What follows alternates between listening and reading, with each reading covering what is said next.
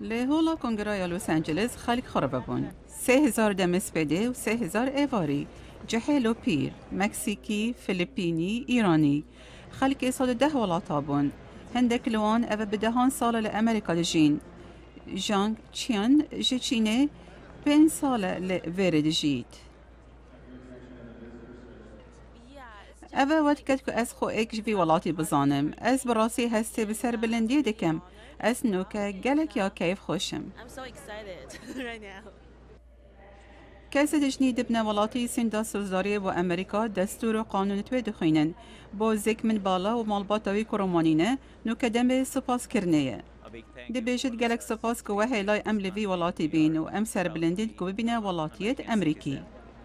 ولاتیت نی چاوانی لروژا دنگدانه پارتی سیاسی سرکی در و هالیبون داناوان بو دنگدانه بنویسن کارانوبل خلک بریتانیا و گلک دی و کویه چاورین کو بجار ایکی و کو ولاتیت امریکی شاهی روژا چاره هی و هفت روژا لدایک بون امریکا بکن Extra special day. دی روژا که گلک خوش رو تایبت بید از دی بیشم رنگ بچنه کنار دریای و هلبت دی تخت خوش کاجی ها بجین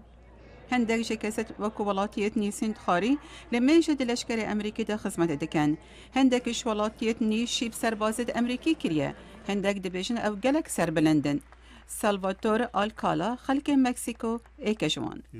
دبیشت اشبر که ام ولاتک آزادین اندرو ریس که مالباتاویش مصر هاتینه و اوش سال امریکا دجین دبیشت هر جار لکنار دریای شاه روشا چاره هی و حفظ دکن اف سال جدی وکن دبیشت یا بوی عادت ام هر جار چینه کنار دریای لهانتینگتن و برای خود دینا یاریت آگری پشتی ری و رسم سین خارنه خلقی پشکدار باورنامه ورد گرن کنی شادد بوین ولاتیت نیت امریکی هندک جی بایدگاری و نیت کسو کارت گرن هندک دبیشن چاوره یا روشا چاره هی و هفت روشا لدایک بون امریکا دکن